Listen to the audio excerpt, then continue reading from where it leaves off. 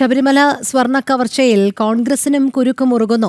മുൻ ദേവസ്വം ബോർഡ് അംഗം അജയ് തറയിലിനെ അന്വേഷണ സംഘം ചോദ്യം ചെയ്യും.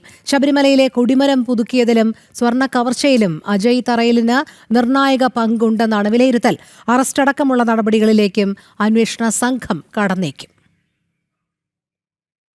ശബരിമല സ്വർണ്ണക്കൊടിമര പ്രതിഷ്ഠയുടെ മറവിൽ വൻ സ്വർണ്ണക്കവർച്ചയും പണപ്പിരിവും നടന്നെന്നാണ് പ്രത്യേക അന്വേഷണ സംഘത്തിന്റെ വിലയിരുത്തൽ. 47 കൊല്ലത്തിലധികം പഴക്കമുള്ള പഴയ കൊടിമരം മാറ്റി പുതിയത് സ്ഥാപിക്കാൻ 2017 കാലത്ത് തീരുമാനമെടുക്കുന്നത് കോൺഗ്രസ് നിയന്ത്രിച്ചിരുന്ന ദേവസ്വം ബോർഡാണ്. അന്ന് ദേവസ്വം ബോർഡ് അംഗമായിരുന്ന കോൺഗ്രസ് നേതാവ് അജയ് തറയിലിന് ഇതിലെല്ലാം നിർണായക പങ്കുണ്ടെന്നും അന്വേഷണ സംഘം വിലയിരുത്തുന്നു. വ്യക്തത വരുത്താൻ അജയ് തറയിലിനെ ചോദ്യം ചെയ്യാനാണ് അന്വേഷണ സംഘത്തിന്റെ തീരുമാനം. ഇതിനായി ഉടൻ നോട്ടീസ് നൽകി അജയ് തറയിലിനെ വിളിച്ചു വരുത്തും. അറസ്റ്റടക്കമുള്ള നടപടികളിലേക്കും അന്വേഷണ സംഘം കടന്നേക്കുമെന്നാണ് വിലയിരുത്തൽ.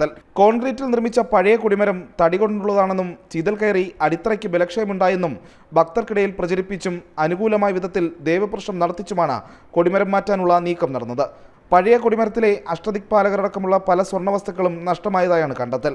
പുതിയ കൊടിമരത്തിലെ സ്വർണ്ണ ആലിലകളടക്കം കാണാതായെന്നും വ്യക്തമായിട്ടുണ്ട്. ഇതിലെല്ലാം അജയ് തറയിൽ മറുപടി പറയേണ്ടി വരും. പ്രജിത് മോഹനൻ, ജനം, തിരുവനന്തപുരം.